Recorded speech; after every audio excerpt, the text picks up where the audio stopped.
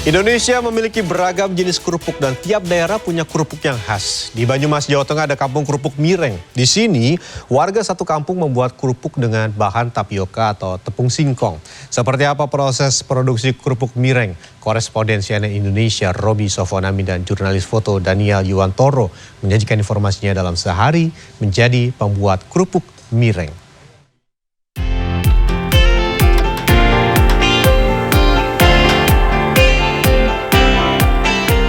Potongnya gimana?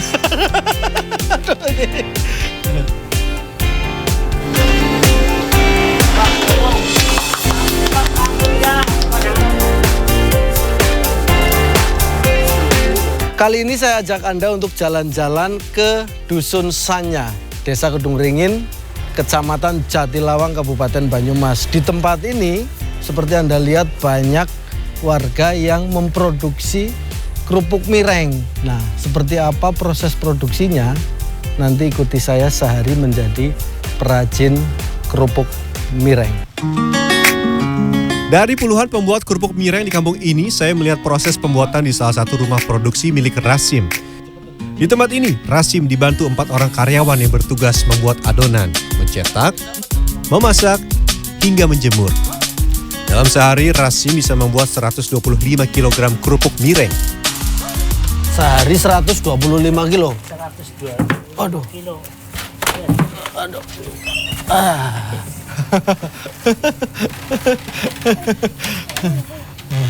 Nah, ini. Dari sini langsung ke Meja. meja. Nanti untuk dibikin adonan seperti itu ya. Saking semangatnya, saya langsung mencampurkan adonan tapioka dengan air panas, garam, dan pewarna. Dan saat tangan saya mengaduk adonan, ternyata tepung masih sangat panas. Ternyata masih panas banget ini. Saya pikir dengan dicampur tepung ini udah nggak panas, tangan saya masuk. Aduk dan campur semua bahan hingga menjadi adonan seperti ini. Adonan kemudian dibentuk bulat panjang seperti ini agar mudah dimasukkan ke mesin pres sebelum dicetak. Nah,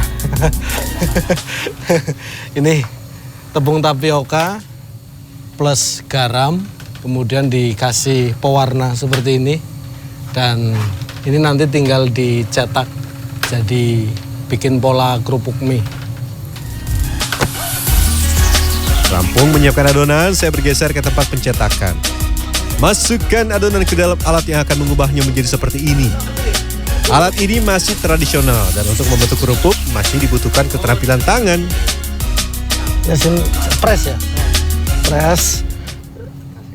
Kasih karet seperti ini. Terus dikasih plastik. Terus ini ya? Nah, dia ini nanti yang akan menekan. Menekan karetnya terus ini. Ini seperti ini. Ini baru dikasih. Ini gimana Pak arahnya Pak? Nah, Udah gini ya. Udah. Dan ini bagian yang paling sulit, diperlukan keahlian dan proses latihan yang lama. Kita harus berkonsentrasi untuk menangkap adonan yang ditekan dan keluar seperti mie untuk dibentuk menggunakan cetakan, agar menjadi seperti ini. Mereka yang sudah terlatih terlihat mudah saja mengerjakannya. Jadi ini tangannya gerak. Ngepasin kakinya juga ini. Kakinya untuk neken dan tangannya. Nah, itu. Ini saya nanti akan coba. Sebelum membuat, saya harus menyiapkan sejumlah hal. Mulai dari menyiapkan alat, hingga menggunakan kaki, serta berkonsentrasi mengarahkan tangan untuk menangkap mie yang keluar. Mie akan dibentuk dengan pola bundar seperti dianyam. Menurut warga sini, konon untuk bisa nyetak seperti ini butuh belajar 1 bulan. Nah ini saya nggak ada sehari, saya harus memperhatikan untuk bisa bikinnya. Oh gitu, jadi pelan Pak. Kalau versi pelannya gimana coba?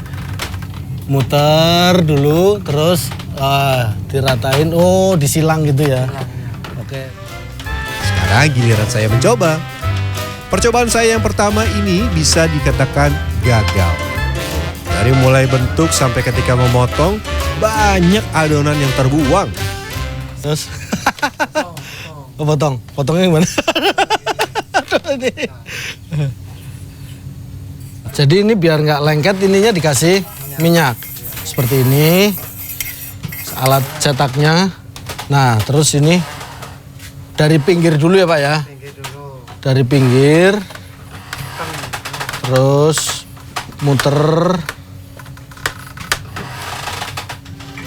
Saat percobaan berikutnya, hasil pekerjaan saya masih belum sempurna, alias tidak menyerupai buatan para pekerja di sini. Mireng ini ada dan mulai berkembang sejak 1950-an. Hingga hari ini, hampir seluruh warga bekerja membuat mireng. Jadi ini untuk bisa mencetak mie itu, kalau orang sini bilang butuh waktu 1 bulan. Ini saya termasuknya masih belum jadi seperti ini. Berikutnya saya menyiapkan kayu bakar untuk mengukus mie yang sudah dicetak. Untuk memasak 125 kg tapioka, dibutuhkan 8 ikat kayu bakar setiap harinya. Kalau sehari kan bisa nyampe 8 ikat. Oh gitu ya. Iya. Jadi kebutuhannya dari masak sampai pagi sampai sore, butuhnya 8 ikat ini. Ikat, iya, betul. Waduh, jadi lumayan juga ya. Iya. Segini kayu bakarnya butuhnya banyak. Agar proses perebusan tidak memakan waktu lama, tungku kayu bakar dilengkapi dengan blower. Tujuannya agar api bisa maksimal membakar drum yang digunakan untuk mengukus mie. Jadi untuk masak dari pagi sampai sore itu dibutuhkan 8 gulung kayu seperti ini.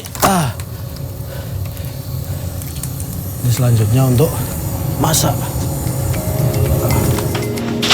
Mie yang sudah dicetak dimasukkan ke dalam drum untuk dikukus. Dan seperti ini caranya. Mie disusun 15-20 lapis sebelum dimasukkan ke dalam drum. Pak Rasim, ini satu susun begini berapa banyak? 15. Kalau 20 ya, 18. Segitu, 18-an ya. Oh, jadi ini terus ditata ke sini ya, Pak ya? Iya, ini. Oh, sini. Sini. Tidak. Saat mengambil mie yang sudah dikukus, harus hati-hati ya, karena masih panas. Untuk yang kedua kalinya saya merasakan hawa panas yang buat tangan saya seperti terbakar. Setelah 15 menit sudah berasap seperti ini. Wah, panas. Mie yang sudah dikukus dipindahkan ke tempat untuk menjemur. Prosesnya satu-satu seperti ini. Dan untuk menjemur, diperlukan waktu 1 hari jika sedang cuaca terik. Jadi setelah dikukus ya Pak ya? Iya. Dikukus selama 10-15 menit. Hasilnya seperti ini. Nah dari sini langsung, Dicoplak.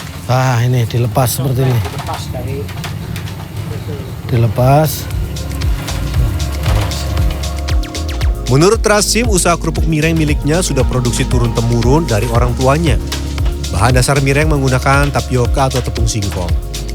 singkong, terus dikupas kan, terus dicuci bersih, terus diselip, dihaluskan, terus Mireng yang sudah kering selanjutnya masuk proses pengemasan. Satu pak kemasan seharga Rp75.000 berisi 5 bungkus dengan berat masing-masing 1 kg. Selain di Banyumas, mireng buatan warga desa Kedung, Waringin juga dipasarkan ke Wonosobo, Purbalingga, Cilacap hingga Kebumen. Nah, setelah melalui proses cukup panjang dari mulai produksi sampai menjemur akhirnya jadi seperti ini. Sudah kering, dikemas tiap 5 kilo ya Pak ya? Iya. Setiap 5 kilo dan ini siap dipasarkan. 1 kilonya dijual dengan harga 15.000. 5 kilo berarti 75.000 segini. Karena penasaran, saya langsung menggoreng sejumlah mie yang sudah kering. Hasilnya, mie mengembang dan berwarna kuning, dan saat dimakan, rasanya gurih. Jadi kalau di rumah produksi ini mereka sebetulnya memproduksi sampai kering saja dan mereka jual itu ke pasar. Tapi saya ingin coba lihat kalau digoreng seperti ini, nah jadinya kurang lebih kerupuk mireng. Tapi di sini jarang yang jual sampai digoreng gini nggak ya Bu ya? Jualnya seperti ini ya? Iya, mentah. Nanti goreng sendiri. Biasanya di warung soto, di tahu masak itu ya. Itu apa? Buat campuran itu ya. Campuran soto. Campuran soto ya. Mireng biasanya menjadi teman menyantap kuliner khas Banyumas seperti soto atau kupat tahu. Namun ada juga mireng yang disajikan dalam bentuk satuan. Nah ini salah satu makanan yang menggunakan mireng yaitu soto Jalan Bang ya. Ya. Jadi ada lontong, ada mie, toge, terus Kacang. nah ini ada bumbu kacangnya. Ada bumbu kacang. Nah ini mirengnya. Jadi mirengnya memang wajib ya. Wajib harus ada.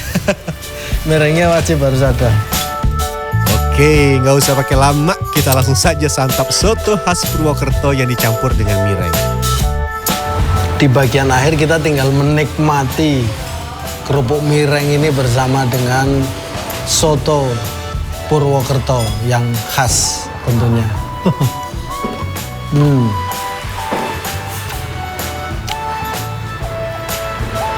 Rasanya gurih dan enak. Roby Sofwan Amin, Daniel Yuwantoro, Banyumas, Jawa Tengah.